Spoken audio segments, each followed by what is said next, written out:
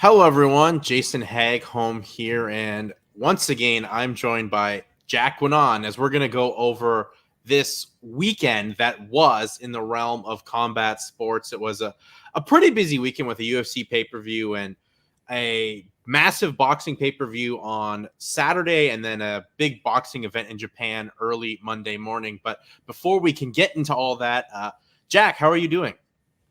I'm doing great. Thanks for the invite today. Yeah, there's really a lot to cover from the weekend. I feel like if you're someone who follows the combat sports world as a whole, you'll blink and so much will pass you by. And these past few days is really an example of that. You know, you'll wake up on Monday morning and realize, oh my God, I just missed a Naoya Inoue fight. And if you're busy on one weekend day, you miss all these great fights. So there's a lot to cover, and I think we're gonna try our best here to do a recap of all of it. Exactly. And not even to mention a fun WWE event in France with arguably Mhm. the best crowd in like WWE history. Yeah, I'm just still working through that show. I have just the main event left, but the crowd was the headline in that show. Just the way they were so animated and they were so unique. I mean, they were in France, and the French crowd had their own chants that you've never heard. There was one point where I think it was during Naomi's match where they were chanting something at her, and you could almost read on her lips that she was like, "I don't know what you guys are saying," but you could feel the enthusiasm from them. Yeah, I mean, it was a fun weekend overall. I mean, just showing, I guess, the global nature that is combat sports, as we said, with WWE in France, boxing in Japan, UFC event in Brazil, and of course, Cinco de Mayo weekend headlined by Canelo Alvarez in Las Vegas. And I guess we can start with what happened on Monday morning in Nayoa Inoue, showing why he is arguably the pound for pound best boxer in the sport of boxing as he took on Luis Neri. Just a real fun, fantastic fight, a fight that really got my Monday morning really energized instead of, a slow start. Just how that fight was. Jack, we see Inoue have the superstar entrance, first of all, to the ring. One of the best entrances you'll see all year. And then he gets dropped in the first round by Neri, comes back, drops Neri again in the second round, and really it was his fight from then on, getting a sixth round TKO to move to 27-0 and 24 KOs at that. I mean, what more can we say about Inoue, who just proved once again why he's one of the best boxers in the sport of boxing right now, and just making these events in Japan seem worthwhile getting up for. Inoue is such a fan favorite boxer, fan friendly boxer in the way that he performs. He really hunts for that finish. You can sense the power every time he lands a shot. There, like when you rewatch some clips from this fight, when he's landing clean, it is like, oh my God, he is snapping the head back of his opponent. Yeah. And I think that since so many of his fights are in Japan, and there's nothing wrong with that. I know some people say that he should come over to the US. I think that's a little selfish of some fans to suggest. But since his fights are in Japan, the truth is that, a lot of his fights do go unnoticed by some people. I think he is one of the best kept secrets in combat sports. The fact that he's having these huge fights over in Japan that do deserve a big spotlight, and they do get a big spotlight, but some people just don't notice them because of the time they're on, or the day they're on, because it was a holiday on Monday, so it was the beginning of the work week for a lot of people. But in Japan, it was a big day to go out and watch events. So he is very much a best kept secret, in my opinion, when it comes to combat sports. When you add on to the fact that he had this great performance, as he always does, just because of how talented and how incredibly skilled he is. When you add on to the fact that he had to actually overcome some adversity when Luis Neri knocked him down early, that added so much to the fight. And I think this is one that really people should track down if they haven't seen it.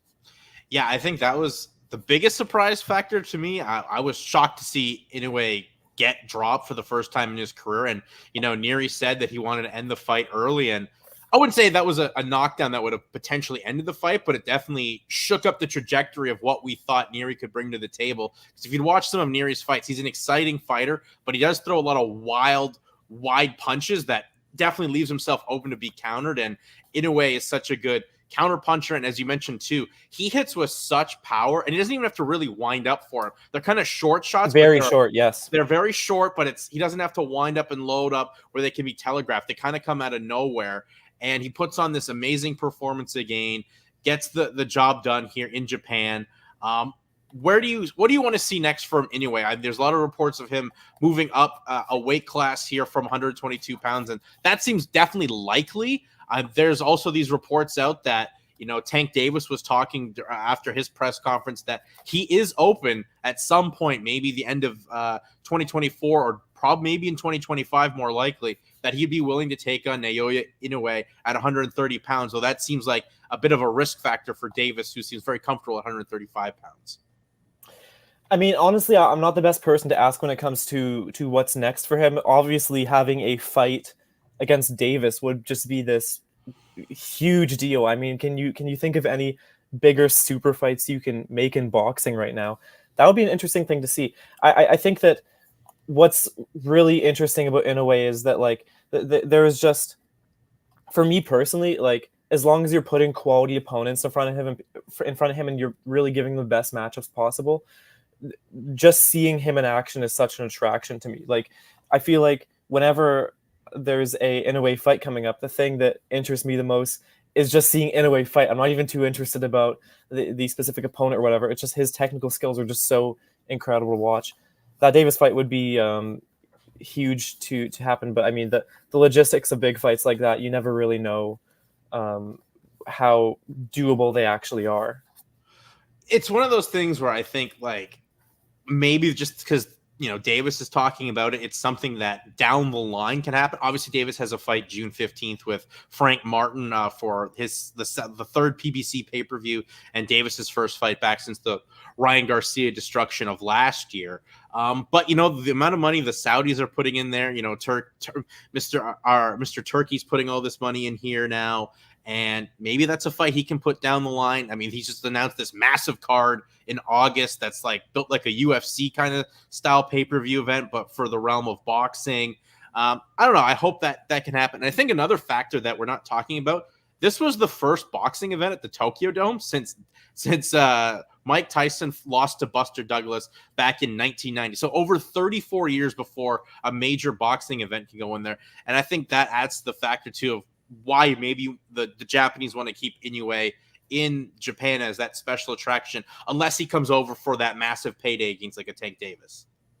Yeah, and I wanted to touch on that. The fact that a show was in the Tokyo Dome was so great. I mean, for anyone who hasn't seen it, you don't understand the level of theatrics that venue can add to things. The fact they have this huge scoreboard in the back that they use to their advantage, and they can just make it this really great presentation. Anyone who saw the Takeru Tenshin Nasukawa card in 2022 can attest to this as well, that it is a really great venue for fights. Is it the best venue as a spectator for fights?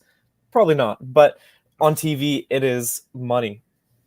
It's fantastic. I mean, obviously, we see what New Japan can do there every year for those, Wrestle Kingdom cards. And it's just, to me, kind of wild that boxing hadn't been at the Tokyo Dome since February of 1990. So over 34 years from that point. But anyway, and he brought in like 40,000 people. So that's very commendable to show how much of a draw that he is to Japan, and why he's one of the performance that showed why he is one of the best boxers in the world.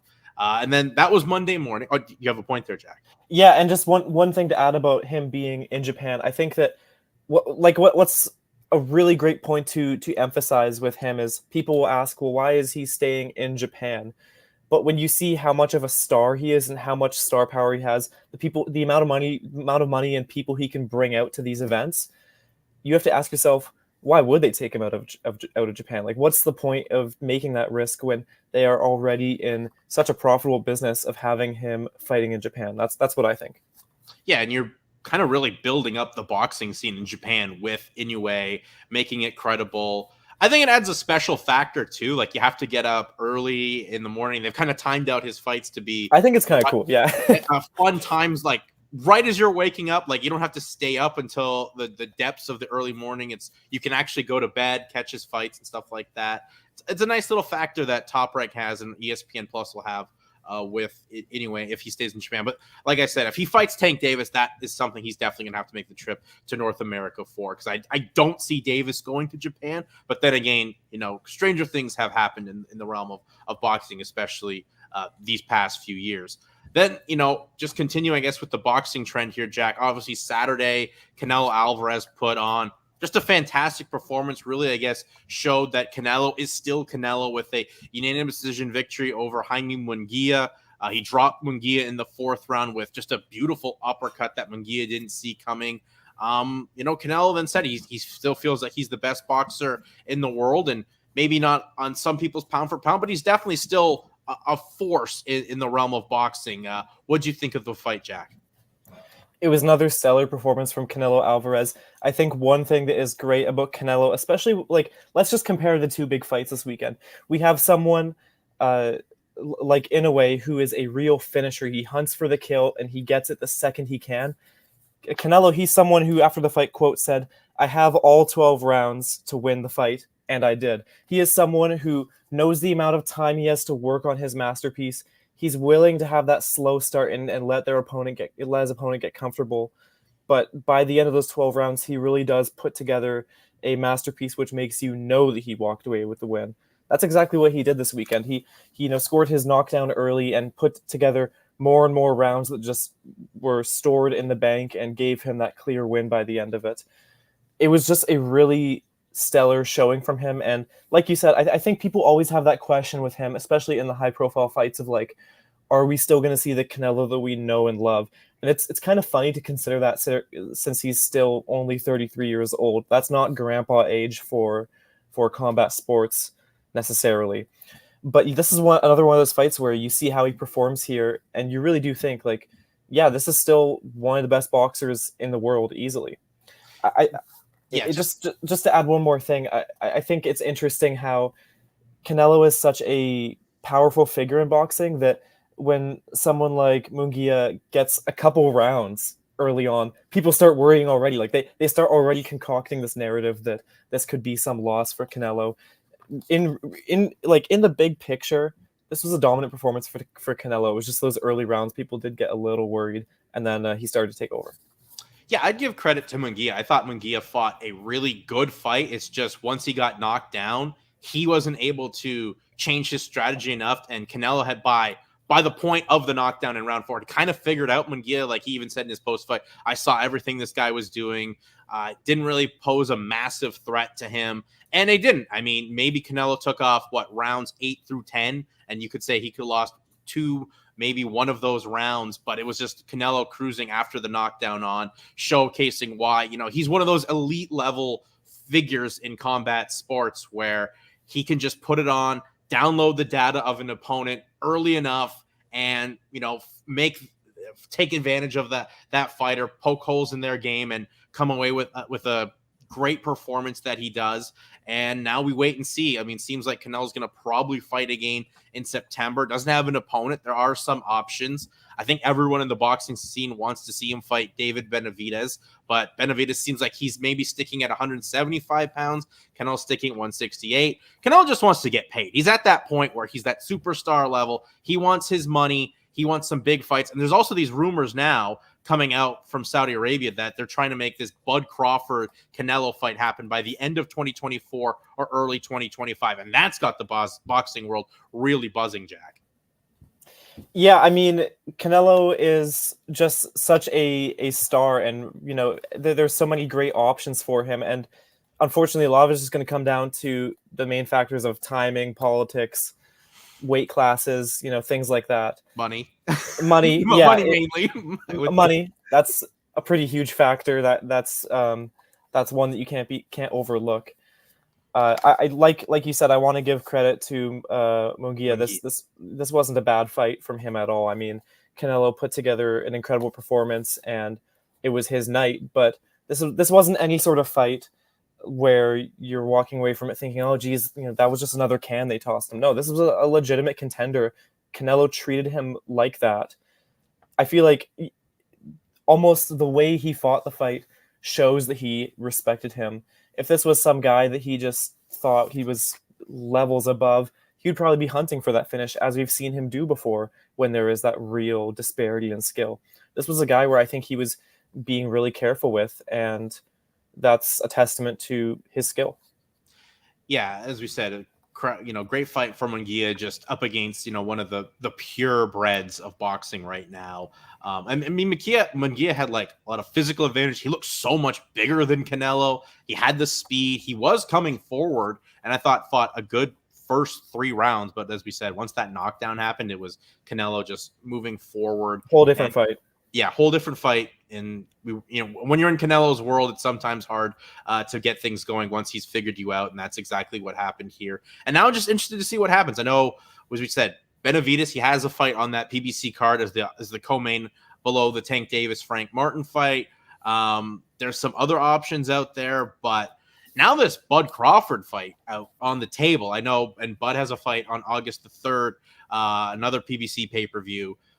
That I think is interesting. And, the Saudi influence right now is really coming into effect in boxing, where they're giving the boxing fight fans the fights that they've wanted for years, Jack. And it's almost to the point, like, do we forget about what's happened in Saudi Arabia? I know there's the sports washing cliche, but there's the side of me too, is like the fight fan. And I don't want to lose what's gone on in the past in Saudi Arabia, but they're giving, especially boxing fans, what they want. If they can make this Canelo Bud Crawford fight, like, that's a massive spectacle to happen whenever it happens, whether it's the end of this year or early next year. Yeah, as someone who, I'm a journalist, I'm a reporter, and the facts of sports washing and the clear proof that it is a strategy in play, it's not lost on me. And I find it kind of interesting how through a lot of the big fights that have happened in Saudi Arabia recently, I feel like it has been lost on people. It's not something that is a huge discussion. You think about when Live Golf was first launched, when Newcastle was bought, the huge discussions centered around sports washing. And I feel like there's just a bit of a fatigue around that conversation, where some people are just, maybe they're sick of going in circles about it, or it feels like a combo they've already circled before. So you don't see that too much when we had the Francis Ngannou fights, or we had the other big fights in Saudi Arabia. But I think it is, at least from a reporter perspective, or the perspective of someone who is helping paint that narrative of what's going on, at least pointing out that that's absolutely still a factor. It absolutely is. And Turki Al-Sheikh had a chat with Mike Coppinger of ESPN, and they were more talking about, because this August 3rd card is Riyadh season, but an international Riyadh season, with this show taking place in Los Angeles. It's and they're playing this, it's a little confusing, but they're planning to expand this Riyadh season international. So they're hoping, I guess, by next year to have some events in Germany and some other locations as well. Like, how do you feel about this? Because it's like the Saudis are really taking over the sport, especially combat sports in the world of boxing, putting together these big fights, and it's exciting, but it's also at such a rapid growth with a lot of money behind them. It's like there are some issues that aren't being talked about as well. I think the interesting factor to me is, like, will this be something that goes on for a very long time? Obviously, Saudi Arabia has been involved in boxing for quite a few years now, and it's not like this is something that they just propped up last year and started making fights. But when you have this sort of situation where they're not necessarily looking for profit per se, they're more focused on the general image that they can receive from these things, I feel like you have this, there's always this chance that they could just change up their strategy and shift away from boxing one day and, decide to go with some other sport. Maybe the hard to penetrate walls of other sports that have these leagues that are already built up and stuff like that. Maybe they find a way into those and then realize, okay, we're going to start spending our cash here instead of boxing, because this is we found a more influential sport. The thing that interests me is just like, is this something where in 10 years we're still going to be talking about huge Saudi Arabia cards, or in 10 years are we going to be thinking, wow, that was a really interesting time where they were putting a lot of money into boxing, and then suddenly they just moved on? Yeah, it feels more the latter there, especially with Turki Al-Sheikh being kind of the driving force, and he's really the only one. And he has stated he has some health issues that needs to go to the United States to deal with. So we don't know how serious these health issues are, but if he's the one, and credit to him for making these big events happen in Saudi Arabia and now internationally. But what is the Saudi game plan for the future? Because they seem like they're going to be a big fixture in our sporting life for the rest of it, with what they've done with, golf, which is now hopefully at some point merging with the PGA and with soccer teams in the English Premier League and other leagues around the world and such of that nature. But what is their boxing? How long do they have planned for it? I mean, if it's for the short term, well, maybe we'll try to enjoy it as much as we can. Yeah, and I guess what's interesting is that like with boxing, there's not necessarily a long-term commitment with making these fights and doing these things. Like when you have a league of sorts, you do have to have year-to-year commitments about running the league and, contracts and things of that nature. When you are just promoting fights, I mean, it can just suddenly shut down. I mean, look at what happened with the whole Showtime Sports operation, that it was like, August, September or something, and that's when we first started hearing rumblings about Showtime Sports being shut down. And then like November, we got word that end of year it was going to be shut down, and that was a very quick move for both Bellator and Premier Boxing to find their new homes. Like it's I think combat sports, things can move very quickly, and if they do move on, it could just be this sudden thing where one day it comes out that they're done. Yeah. Well, you know what? I think we should just try to enjoy the ride of the big events and the big spectacles that they're putting on right now, because it feels like we at least have another year left of this with the plans for that Turki Al-Sheikh has for 2025 and on. But yeah, it's also kind of wild to see like how exciting boxing is too right now, Jack. Like boxing's in like the healthiest state it's been in like 15 years, it seems like. The matchups that people want are the matchups that they're getting, and I mean, for the longest time that was a huge gripe about the sport. So yeah. It's certainly interesting to see how many big fights are being made within a calendar year these days. Yeah, I mean, we've just lost the Better Biev fight, and it's like, oh well, losing 1 out of 4 great fights in this stretch is like unheard of in boxing. So that is crazy. But we'll transition from the squared circle of boxing to the realm of mixed martial arts, Jack. As the UFC, they had their pay-per-view here, UFC 301, back in Brazil, with Alexandre Pantoja defending the UFC Flyweight Championship fight against Steve Erceg. Steve Erceg, I thought, put on a real great performance, really put the fight towards Pantoja, cut him up in the 3rd round with a nasty elbow, but Erceg really going for that takedown late in the 5th round may have been his undoing. He loses a decision to Pantoja, and Pantoja now here has 2 title defenses, and I'd say 2 impressive title defenses, and adding some stability back to the flyweight division, Jack. This was a fight that raised the stock of both guys. Erceg came in with not too much clout to his name. He was someone with just 3 UFC fights, 2 of those on pay-per-view prelims, and the 3rd on a Apex fight night, so not huge spotlights that he was being given before. He was ranked 10th in the division. Even though sportsbooks put him as pretty close odds against Pantoja, I think a lot of people were overlooking him. So for him to have this 5-round performance where he really tested Pantoja, and when you look at the scorecards and how the fight went, really came close to legitimately winning the fight and becoming champion, I think this was a great showing from him. 4 fights into his UFC run, there's obviously room for him to keep going and get another shot down the line. So I think this was a huge fight for him. With Pantoja, this was a fight where he struggled and he was tested, but it wasn't a bad look on him. He was able to figure out what parts of his game could work against Erceg, what parts of his game does he need to focus more on, and that's how he got his win. And I don't think this was a fight where you came at it with, or you came away from it thinking, Pantoja got way too tested against someone who he should have been dominating. No, I don't think that at all. I think this is a fight where both guys came out of it looking like really stellar fighters. Yeah, I think Erceg really, lived up to why I think a lot of people put some money on him to upset Pantoja here. There was some unknowns, but you knew he was a quality prospect coming out of Australia, looked great on the Contender Series, and then you're coming off like that Matt Schnell knockout, which is a knockout of the year candidate here in 2024. To take the fight to Pantoja, win, 2 decisive rounds here, especially that 4th round where Pantoja kind of took the gas off. But when you watch back the fight, like that 3rd round really to me is so close, especially the round where Pantoja got cut with a nasty elbow there.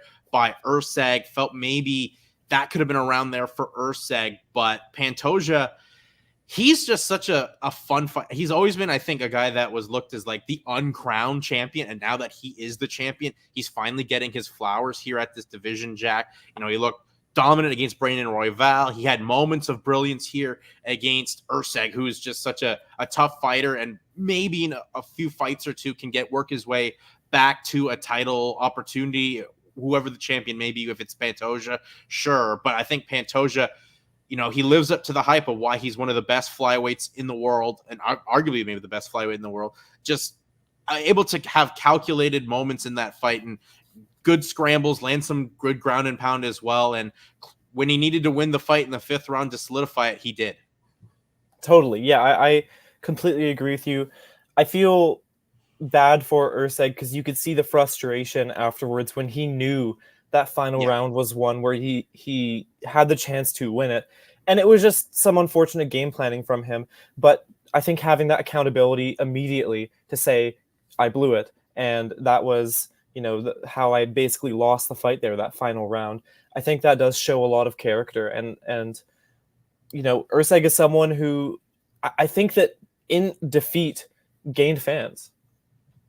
For sure. I think there was a little unknown about him. Like maybe was he a little too rushed to get this title shot?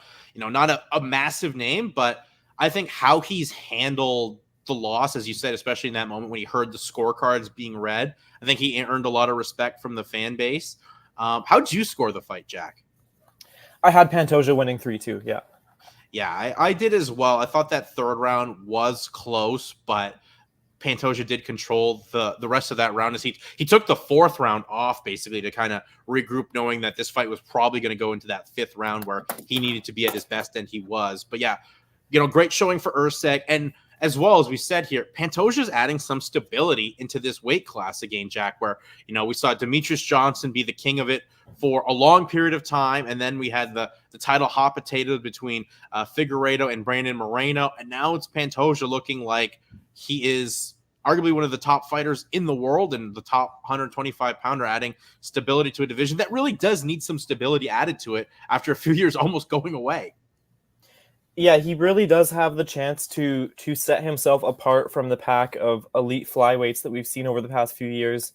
Those 2 names that you just mentioned, just to name a few, because flyweight is a really great division, even though numbers-wise they have less than some of the more denser divisions like a bantamweight or lightweight or things like that. It is still a division full of elite talent. Not to put you on the spot, but I'm really curious.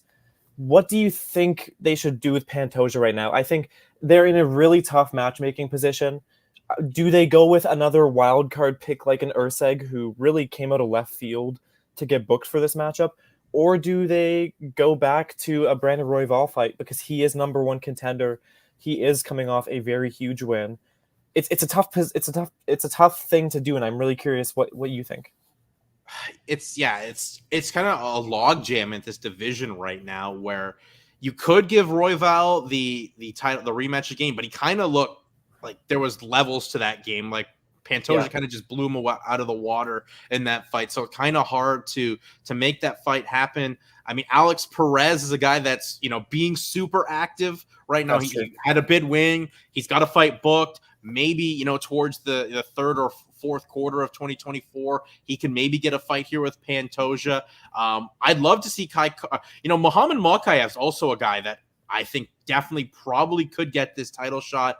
And if you're going to they love to put this flyweight title on these international cards. Maybe if they go back to the UK or later in the year in Vegas, I could see Mokaev, because he's been a prospect that I was, when he signed with the UFC, kind of shocked, because they always seem to kind of pass on those kind of prospects at points. But he's lived up to the hype. I could see him maybe getting a shot next, because there's so much room open in this division. I know Pantoja is going to take some time off to recover before gearing up, but those are the kind of guys I would like to see. Maybe Perez gets in there, or Muhammad Mokaev. I think it's a really frustrating position for Royval to be in, because he does have a really strong case. He has a resume which is better than most guys in the division. But when you do have that performance that he did last year against Pantoja, it really is hard to consider giving him another shot, especially so soon. But what does he do? Does he stay benched and fight really hard contenders, hoping that he can stay in the title picture. Like, it's a really tough position for him to be in. Marketability wise, it's just so much. It makes so much more sense to give Pantoja someone else in the division, like all those names that you just mentioned. So I personally do think they might pass on Royval for the next fight, but I mean, it really is tough. Like, you have to judge it from those two different perspectives of how qualified is he compared to everybody else, but also what's his history with this champion who really just put on a 5-round showcase against him last year. Yeah, exactly. I mean, for Roy, I mean, he's also got 2 losses to this guy. One was the title fight, and then he's a loss before that. It's kind of hard to give Brandon Royval a fight like that, even though he's coming off a big win in Mexico against Brandon Moreno. He's kind of in the Robert Whittaker position, where you are incredibly qualified, but people kind of know how it would go. Yeah, and UFC is all about, interesting matchups, and especially if it's a pay-per-view, it would probably be a co-headliner, I would think, at this point. Can someone create some interest? There's names in this division we talked about. I mean, Manel Kape's also another guy I'd like to see, he does have a loss to Pantoja, but he does bring that like trash talk and bring a casual viewer in potentially to see that fight. There are names. I mean, obviously, we'll wait and see what happens here, as obviously some guys will have to have some fights to see how things play out before the UFC lines up the next contender here for Alexandre Pantoja. I like Kape, but just to say one thing about him, I do think he needs one more fight, especially when you've seen the high-profile fights that he has withdrawn from recently. In January, missing weight for a fight, and that being the reason for it to fall through. I do think he does need one more, but he is one of those guys where, one win away from being in that conversation and being a legitimate challenger. Yeah, as we said, there's a lot of names. We'll see where the UFC goes with it. But then, speaking of names, one of the greatest names in the history of Brazilian MMA, Jose Aldo, in the co-main event, had his last fight of his UFC deal. And Jack, he looked tremendous. He got kind of like Canelo, turn back the hands of time with a fantastic showing against Jonathan Martinez.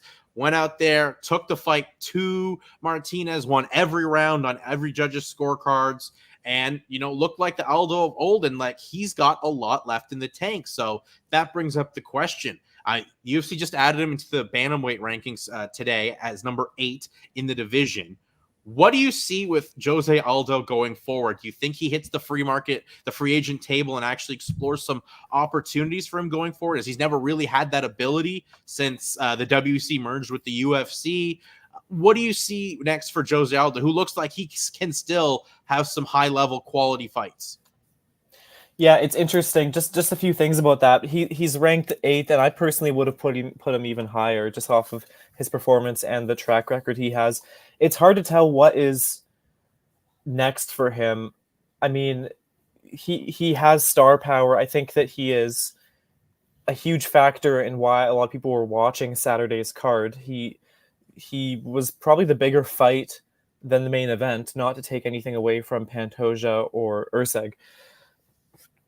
I just don't know what the market is out there right now for non-UFC opportunities. I mean, do people really want to see a huge boxing match with him? Maybe it's possible, but like, I feel like your options are really limited in who you can face and like who can really get that huge spotlight. I think that Nate Diaz, Jorge Masvidal fight, like, that might not get a lot of attention. Like, personally, if you had to ask me right now, is that event going to do well or not do well? I'm going to have to side on saying it's not going to do well. And I think it's just because it's really hard to market some of these fights when there's not much of a real storyline to really tell. I don't know. It's tough. I think he's going to stay with the UFC. That's personally what I believe. But I don't know. What do you think? If I was Jose Aldo, I would definitely take some feelers on some options, because he deserves to have that. And I could definitely see PFL backloading a Brinks truck of money to him, because they're in the market of doing pay-per-views. Their pay-per-views haven't done well. If you can have an exciting fight for him at 135 pounds, because they don't have that division in their tournament structure, Make him, a special pay-per-view like fighter who will actually get to the pay-per-view fights, unlike a Jake Paul or a Francis Ngannou or an Amanda Serrano you've signed and said they're going to fight on pay-per-views, but we don't 100% know. I would definitely do that, but I feel the UFC is doing everything in their power to kind of sweeten the deal a little bit to bring Aldo back. Like, they made him 8th in the division. He potentially could fight, for a bantamweight title, after this next performance that Sean O'Malley has, rumored with Merab Dvalishvili. He could fight the winner of that.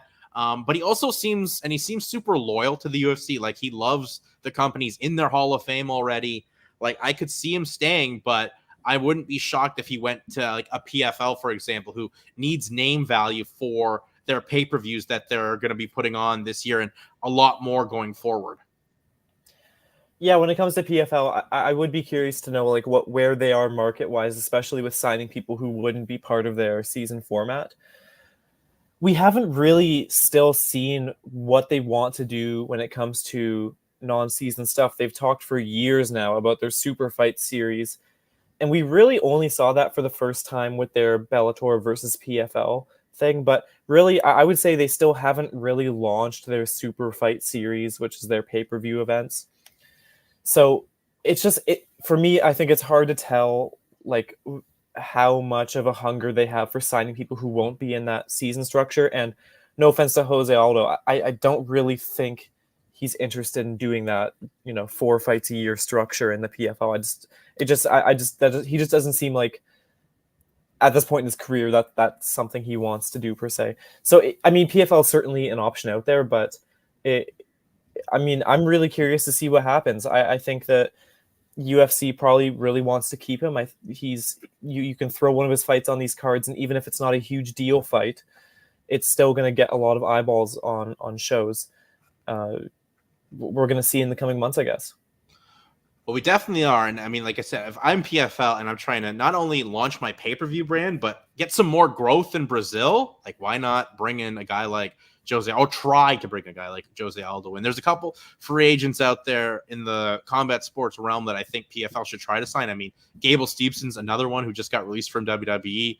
I would try to sign him as well, but that's just a whole nother conversation of what does PFL do to make themselves really interesting and marketable other than launching seasons and international events. But we will continue the train on here, Jack. As well, on that fight, like, I think what's exciting about it too is Aldo didn't beat someone that's just like a scrub. Like, he beat a really talented contender in Jonathan Martinez. If you weren't following UFC on a regular basis, you would see the performance he was having here, and you would think they were giving him like a gimme fight. Jonathan Martinez is legit. He came in with a very solid winning streak of, I think, 6 fights. That's nothing to sneeze at in the bantamweight division. And Jose Aldo just put together 3 incredible rounds against him. Martinez had, he looked good in there. He was definitely competing with Aldo.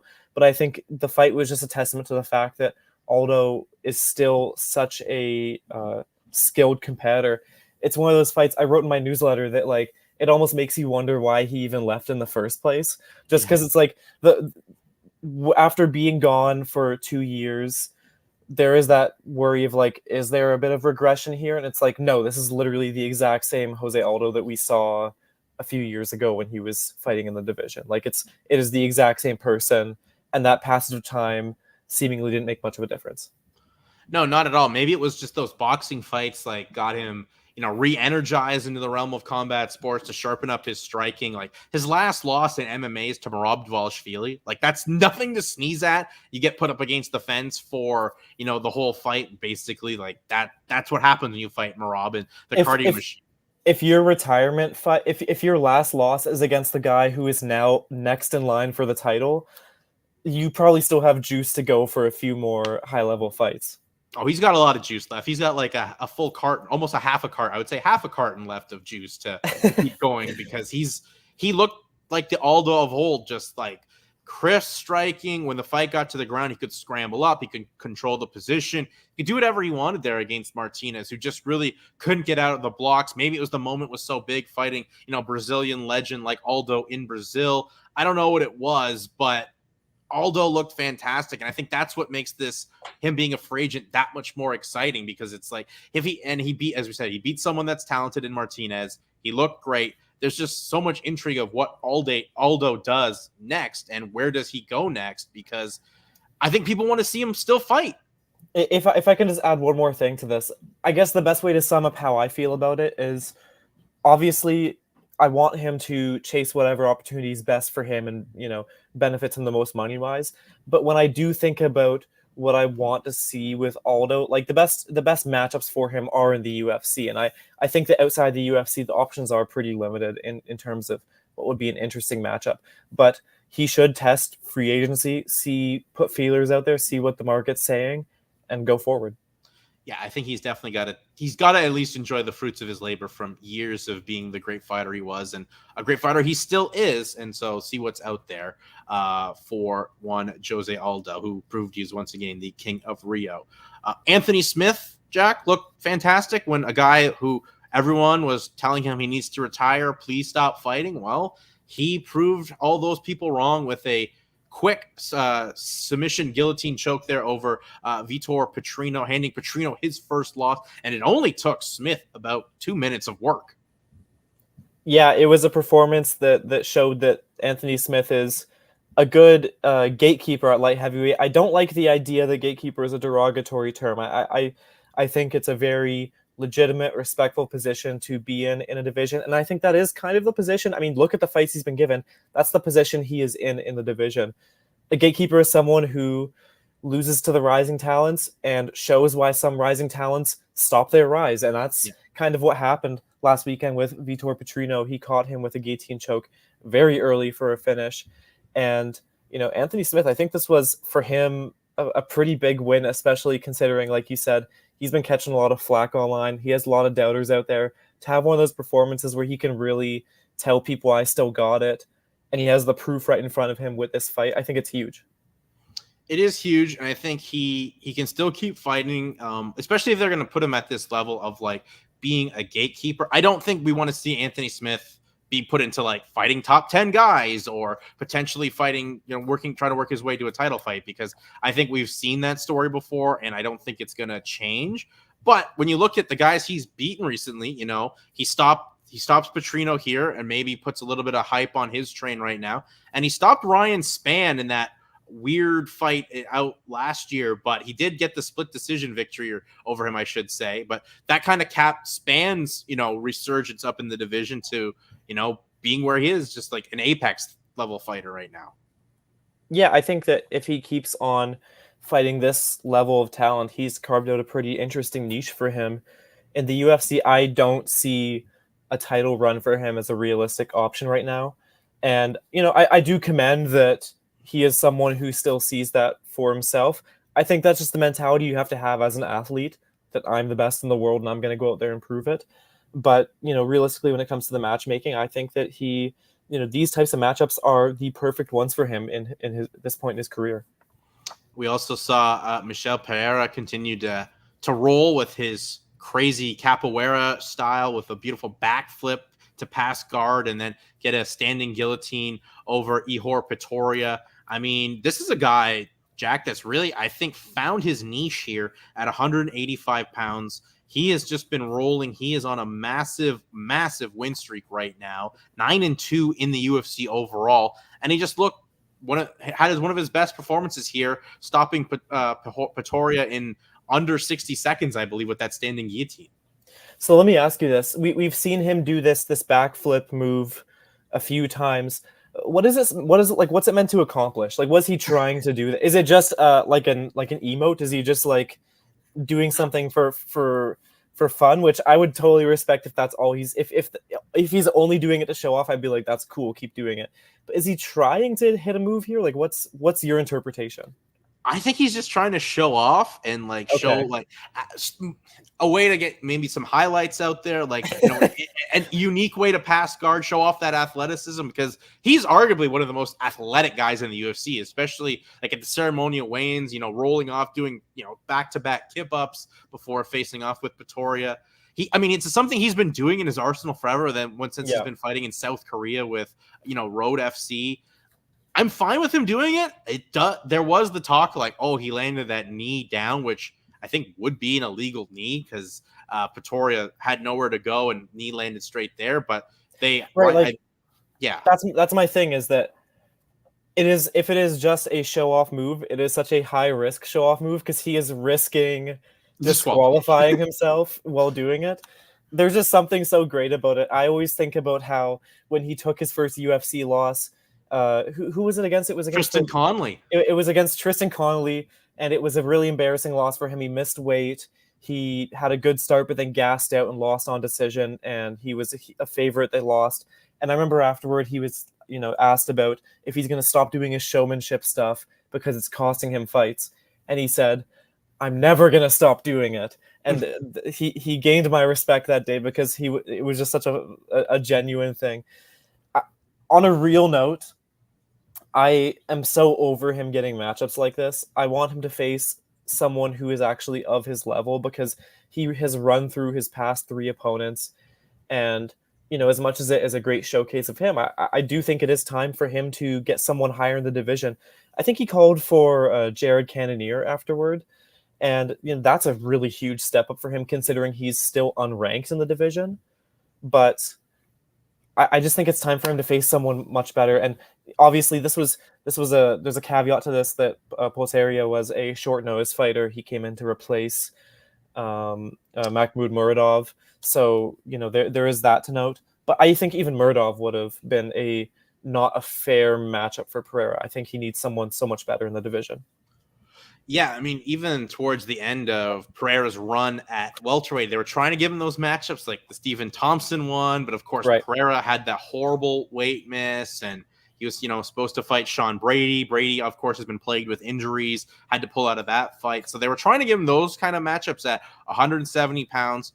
At least he's figured out to move up to 185 pounds, I think, if you're Pereira, because 170 wasn't going well for him, and he was one of those guys that was looking just super unprofessional with the constant weight misses. Why not give him someone like, I know the Brazilians don't like to fight each other, but someone that fought on this card like Kaya Borrillo or a Chris Curtis. I think Chris Curtis or Anthony Hernandez too would be fun fights. Yeah, anybody in the top 15, especially on the lower end, would be a good matchup for him. I think that, he's a very marketable talent. I wouldn't be against if they want to slide him into like a fight night main event position against another ranked guy. That I'm not against that idea, or giving him a big spotlight like that.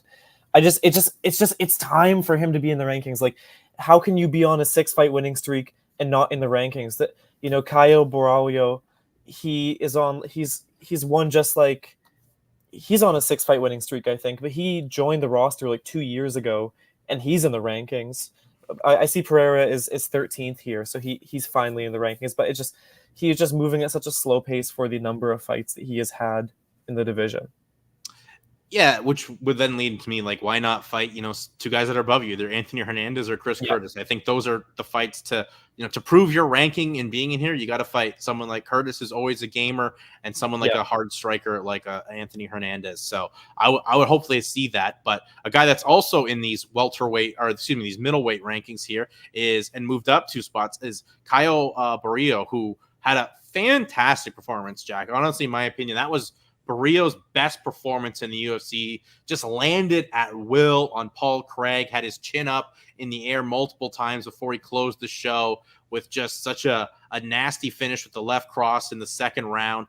I mean, Barrios is a guy that I always thought had the potential to be special, especially when he was fighting Contender Series. Like, he beat Aaron Jeffrey on Contender Series before coming back to have another fight on Contender Series. And we've obviously seen the success that Aaron Jeffrey's had in Bellator, since he didn't get a UFC contract. But Barrios 6-0 now in the UFC, and finally gets a beautiful TKO KO finish here, one that he's been looking for a while. Just his second finish in the UFC. Yeah, when you see his performances and the quality of fights that he's putting together, it makes it absurd to think about how in 2021 they passed on him on his first Contender Series fight and made him come back a month later to fight again for a UFC contract. That's going to be one of those stories that people are going to look back on and think of like, how is that even possible, especially if he gets even higher in the standings. I'm really high on him. I think he's had some really great performances in the UFC, and this weekend was just another one of them against someone like Paul Craig, who you could sort of position him as that gatekeeper role where UFC likes to put him against names who are on the rise. This was another one of those matchups where he was against someone on the rise, and Kaio with a really stellar performance. I'm really, like, out of all the people on the rise at middleweight, and I think there's a lot to talk about in that division right now. It's a really hot division, lower in the rankings.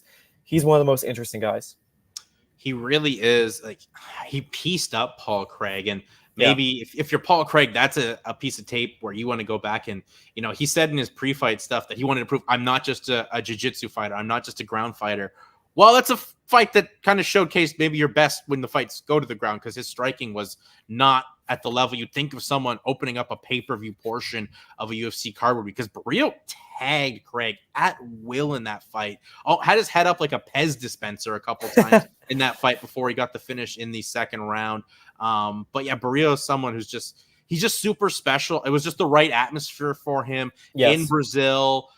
Cuts a great post-fight promo. His English is fantastic for someone whose first language is Portuguese. I'm really high on this guy, and I want to see him be as active and have as quick a turnaround as possible, because I think the momentum for him right now is really high and hot. I think it shows a lot about the UFC and what they think of him that they put him in that pay-per-view opener slot in Brazil. This is clearly a position they're giving to him because they know, like, this is a guy on the rise, and here's an opportunity for him to put on a big showcase in front of his home country, and that's exactly what happened. There's a lot of really great matches for him, and at middleweight, he's one of those guys with a huge ceiling and a huge potential. Absolutely. I mean, that was the pay-per-view portion, and gotta say, Jack, for a UFC pay-per-view, I mean, I watched this a day later, so Sunday afternoon. This show felt like it flew by. Like, it said 3 hours, but it felt less than that. And credit to UFC in their pacing. Maybe they were trying to get out, not to compete with Canelo, but I think they had the co-main event on just as that fight started. But this was just a great event, moved very quickly, and shows why UFC is one of the best production quality events in all of combat sports. Well, I think that the main cards, you never know what you're going to get, because when they're on TV, they are stuck to somewhat of a pace that they have to hit their marks, and they have to put fights at certain times and make sure it wraps up by a certain time. The main card really goes by as quickly or as slowly as the fights do. So when they started with a trio of finishes in the first or second rounds, they were really set to have a really great pace, and they only had one title fight, one 5-round fight on the card. So I thought the main card really did go by as you mentioned. The prelims, they were a little, like, watching live, at least they were kind of battling time, since they had a lot of decisions on the prelims and things like that. But overall, I thought it was a decent card. I think that as much valid criticism as the card received for not being very star power friendly, being a card that a lot of people probably skipped out on, I'm not surprised if a huge chunk of people who usually watch pay-per-views passed on this one. I know my friends who aren't MMA fans, for example, but will text me when big fights are happening. I didn't receive any of those texts that night, so there's my small anecdote on that. But for as much valid criticism as they do deserve for the star power or lack thereof on this card, this was a show with really strong talents, and I think if you are a diehard, you do see a lot of quality in this lineup start to finish. Well, and as well, when the UFC goes out of the United States for these pay-per-views, they're really trying to highlight that country's talent, and they've really invested in Brazil, especially over the last few years. Like, even when they came to Toronto in January, they're really trying to highlight the Canadian scene, which, of course, all the male fighters went 0 for 8, did not go great for them, but it went very well for the Brazilians. And so, sure, a lot of the prelim fights went to decisions, but they had someone like Mauricio Rufy, who gets a fantastic finish, a flying knee KO over Jamie Mullarkey, in a debut that Dana White said was one of the best in UFC history. I don't know if I agree necessarily with that, but it was a spectacular finish for another quality Brazilian fighter down the pipeline. It is absurd, the number of quality fighters from Brazil on the UFC roster. And it's the number of Brazilian fighters that are on the roster, it almost makes it hard to, like when UFC came to Canada, I feel like there was somewhat of a think piece you could have gotten out of that, because a large number of the Canadian fighters on the roster were on that card, and you saw the success that they all had or lack thereof on the show. There's like more than 100 Brazilians on the UFC roster, so it's hard to necessarily say too much about like what this card meant about talent in Brazil. But I do think that, with that being said, like, this was just such a showcase of how many strong rising talents from Brazil are on the roster right now. This was a one title fight show, but there were so many people lower on the lineup where I think if you come back to this card a couple years from now, you're going to be looking at, oh, here's this person who was, fighting on the prelims at this point, and oh, here's this person on the main card who was still fighting, lower ranked fighters in their division. Like, it's going to be interesting to come back to this card in a few years and see where these fighters are now, because a lot of these people who won on Saturday do have very high potential. Lots of them have potential. I mean, there's Rufi, the guy that opened up the prelims, Alexandre Costa. That's another fun flyweight fighter. And, a Brazilian was in every fight. There were 13 fights. Brazilians won 11-2. So that shows the quality that of the Brazilian fighters that are in the UFC on these cards, whether they're making their debut or, third or fourth fight, and especially, from the top up, because the Brazilians had a clean sweep on the pay-per-view portion. So Brazilian MMA is really healthy. I mean, there was also like the LFA show the night before. So really great card. Yeah. Yeah. A lot of great talent in Brazil that are just getting funneled into the UFC. I mean, Brazil shows why it's, one of the best regions and countries in the world to have all these fighters. Cause I thought it was a fun pay-per-view, always a great atmosphere too when you fight or see, or even just watch and see. So yeah, maybe didn't do so well pay-per-view wise, but fun night of fights, all things considered, Jack.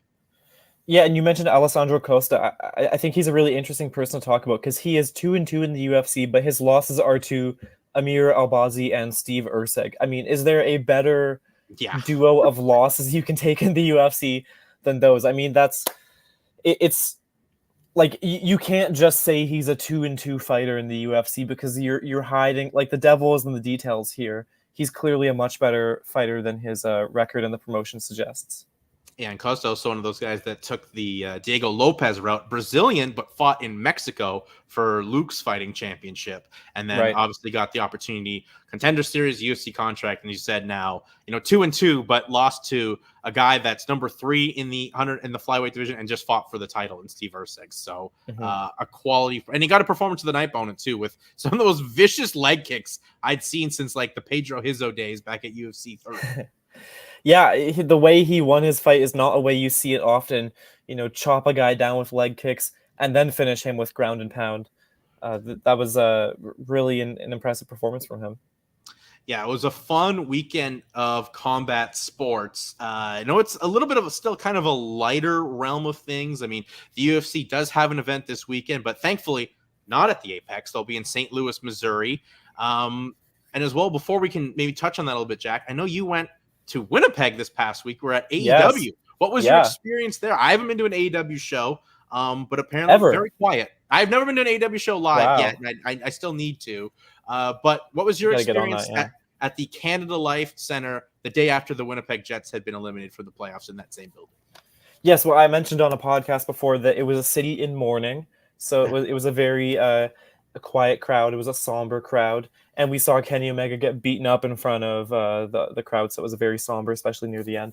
No, but jokes aside, it's it was a bit of a quiet crowd. They were there to see specific people, and I think when they weren't seeing specific wrestlers like Kenny Omega or Chris Jericho, they were kind of quiet. And it didn't help that it was about 4,000 fans in a NHL-sized arena, and that does work against you. That you're going to have an echoey, sort of quieter crowd at moments, and that certainly was noticeable. But it was a good show. I think AEW puts on a really great live show. One thing that's different about them compared to a WWE, for example, is that AEW has so much TV that they need to tape when you take into account Dynamite, Rampage, Collision, and their Ring of Honor TV show, that when you were at an AEW event, they are giving you as much wrestling as like humanly possible while you're there. Our tickets said 6:30 was the start, with Dynamite beginning at 7. I got in at 6:15 because I like being early to things. And when I got in, I could hear they were already doing wrestling in the ring. Like when you go to an AW show, you are going to get your money's worth with the amount of wrestling and the amount of quality talents they put. So I think from a live perspective, they're really fun to go to, and I never skip on an opportunity to go to their shows. Well, I'm glad you had a good time. You definitely weren't bored with the wrestling. I know that No. is always a factor with AW for what you get. You get 3 shows plus Ring of Honor tapes, so that is a good thing. And they're still in Canada. They have Dynamite this weekend in Edmonton, or this Wednesday in Edmonton, head to head with the Oilers playoff game. So oh no, that'll be fun. Hopefully they can get some fans out there, because there is obviously the big parties and stuff like the tailgates for game 1 of that Canucks Oilers series.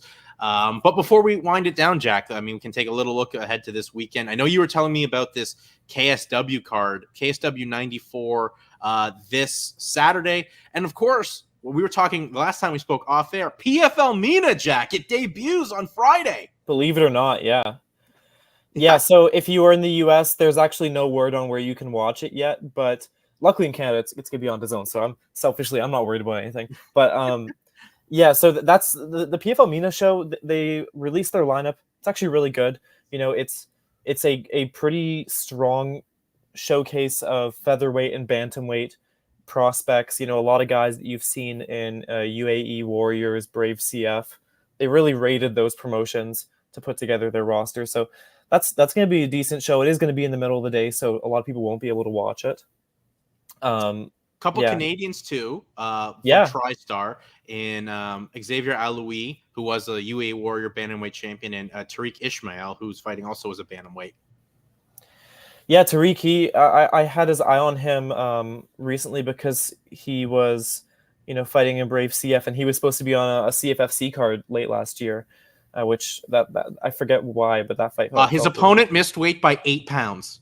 Oh my God! Yeah, okay. That was why. I very much remember that. I felt bad.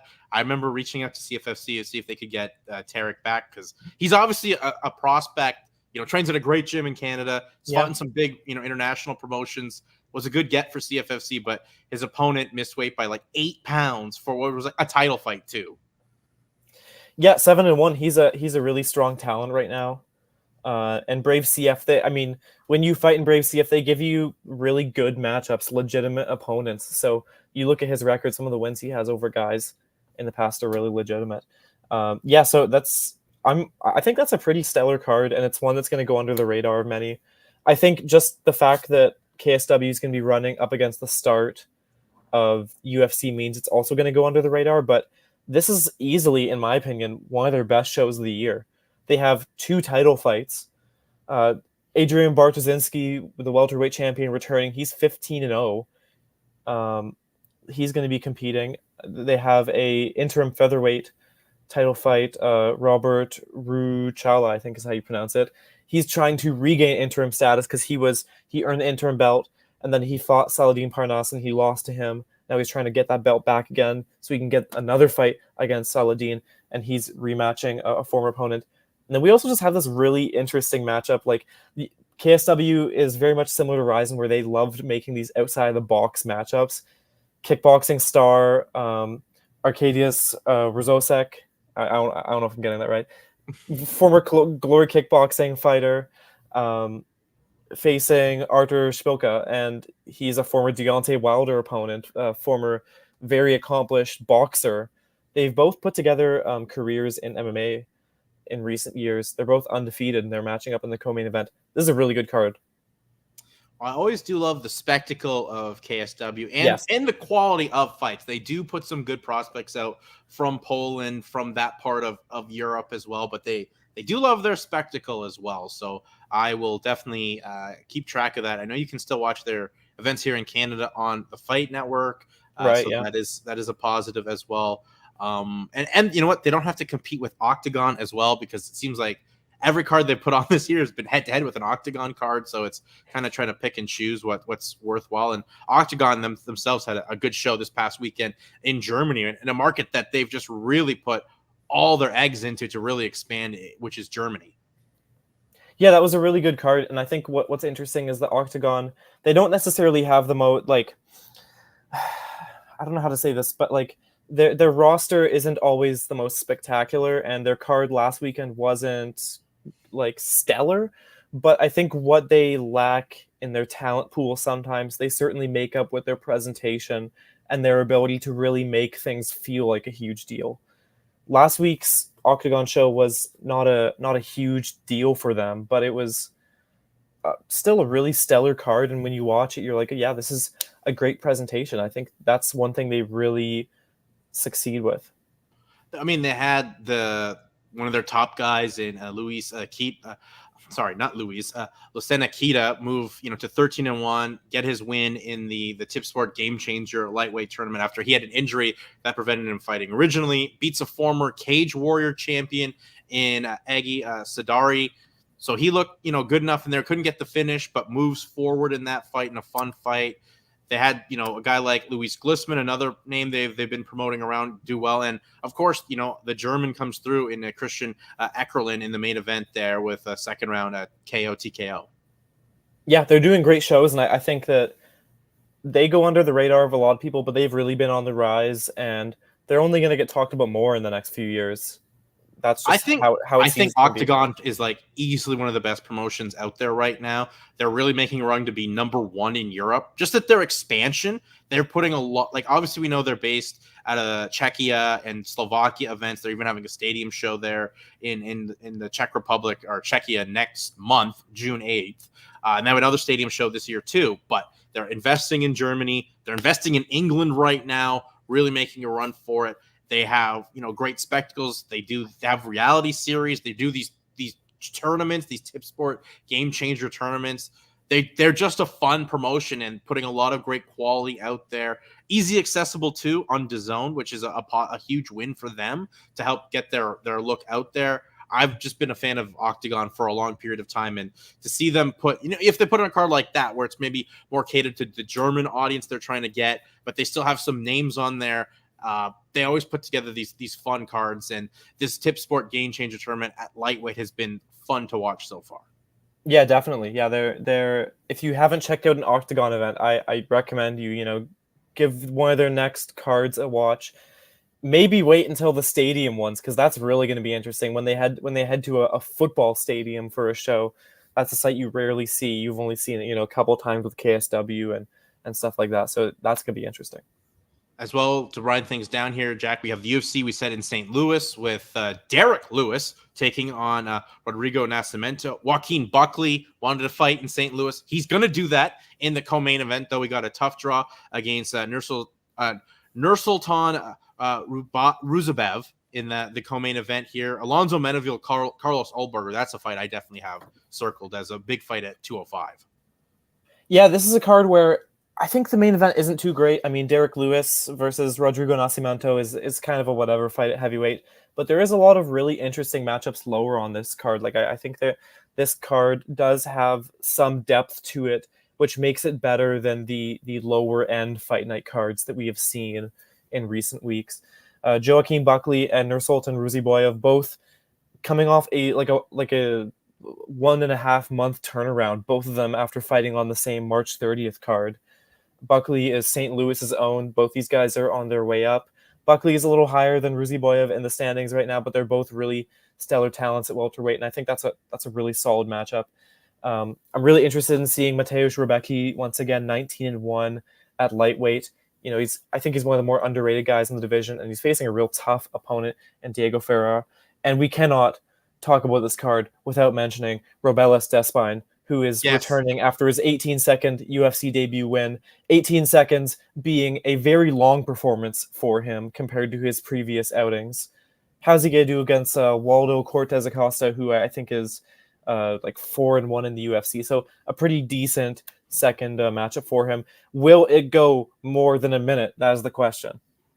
I think it will. I'm excited about this fight to see what Cortez Acosta, former LFA heavyweight champion, can do against this surging Cuban Olympian prospect here in Robeles Despine. here. And what I love about this fight, it's Dominican Republic versus Cuba. Can we even remember the last time anyone from those countries has ever fought in the UFC? I don't think so. I think this is the first Cuba versus Dominican Republic, straight up Caribbean versus Caribbean matchup in the UFC. I'm all for this fight, Jack.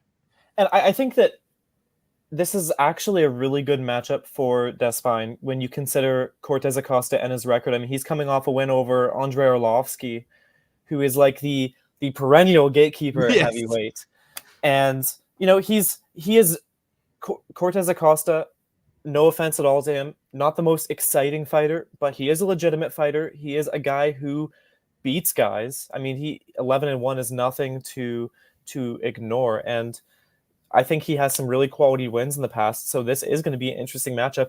He is someone who could drag Despine into deep waters and really test him there, and that's something we have not seen with him. That's the biggest question when you have a big finisher like Despine is, okay, you don't have too much cage time, so what are you going to look like when you get into that second round, into that third round, when you've been tested for numerous minutes and you haven't found that finish that you're emptying the tank for? What's going to happen then? We could see that in this fight. Yeah, he's only gone over a minute in his pro debut, which was June of 2022, to Spain with a first round TKO back at Titan FC 77, which almost got to the end of the first round, 4 minutes and 54 seconds, before he went on the streak of 12 seconds, 3 seconds, and 4 seconds, and now 18 seconds in his UFC debut. So I'm excited. So four of his fights combined haven't even come close to the length of his debut. He is still in the shallow end of the pool. We'll see if he can get out of that in this fight. Shallow end with definite water wings on at this point. But I'm excited to see, because he is an exciting prospect with an Olympic background around that too. He doesn't even have to showcase those skills, a lot of those skill sets yet. But and it's also great because it's UFC having an event that's a fight night, but out of the Apex, out of that warehouse in Las Vegas before, I guess, WWE comes in there and has an event soon, or there's a fight night there to close out May. But you know what? St. Louis is a good crowd. This will be a fun event with, as you said, Jack, I think maybe the main event isn't one that oohs and ahs you, but there's some quality talent on this undercard. Chase Hooper against Vyacheslav Borishev. Terrence McKinney's here, and Tisa Torres and Tabitha Ricci. I think that'll be a fun fight. Yeah, to add another one, Sean Woodson's coming back, and Woodson, quietly has attained a pretty solid record in the UFC, and he's facing Alex Caceres, who, I mean, he breaks a lot of contenders. So that's a really good matchup, in my opinion, at featherweight. I think that having that live crowd adds so much, and it's kind of sad that we're saying that, because there was a point in time where that was just the expectation that you would have a live crowd every week. But yeah, I think that this is better. This is better than the average fight night. Sorry to interrupt. Yeah, it's 100% is, and the crowd atmosphere will be huge. I know UFC, they're gonna keep giving us these Apex cards because they can, and it saves them a bunch of money in the long run. But to still do these events at the Apex is just the death, and it's a detriment to them, because you're basically picking and choosing what fight night you would. Even for the diehards, it's like there's no energy, there's no atmosphere. And you compare that with other sporting events especially with playoffs in both the NBA and the NHL, just worlds apart of kind of atmospheres. And you'd think UFC would want to be back running more events, trying to generate some gates, because it's a hot brand, it's a hot product. Wherever they go, they're gonna sell out whatever they put on the table and force feed to fans in said market. So I can't believe we're still doing some of these Apex events, but I know we're still gearing up for more Apex events this year. You see these cards sometimes and you think, oh, they're shifting away from it, but no, until we're looking at a schedule where I cannot see a single Apex event on the schedule, I am not going to say that the Apex era is dead. Like, it is, we're jumping the gun until that point, sadly. Yeah, I think we're on the same boat with that one. The Apex era is still here, unfortunately, for the long haul until Dana White, changes his mind on those. But Jack, before I let you go, plug yourself out there on social media. Plug your newsletter out there, because it's some great stuff. Yeah, I appreciate that. So my Twitter is Jack Wannan, as you see right here. JACKWANNAN, and I'm all around the place. I do some wrestling coverage for Post Wrestling. Make sure to check them out. I have a newsletter which posts MMA stuff up to 6 times a week in your inbox for free. Knockdownnews.substack.com. If you want news from UFC all the way down to the regionals in the US and Europe, I cover all of it on there, all for free throughout the week. And I'm all around the place. I publish in some other places, but honestly, the best place to stay on top of all of it is to just follow me on Twitter, because I make sure that everything I'm involved with gets posted on there. And thanks again, Jason, for having me on the show. It was great. Yeah, no worries, Jack. We'll definitely kick back, relax, and enjoy these great fights. Plus, as well, I forgot to mention, we got Kambosos Lomachenko as well in Australia. So boxing continues to stay hot with big events there. So it'll be a fun weekend of combat sports, as it usually is. And maybe Jack and I will get together next week to recap it all and set you up for the following week ahead, as there's no stopping in combat sports. So with that, thanks, Jack. Thanks for watching. We'll see you all next time. Peace out.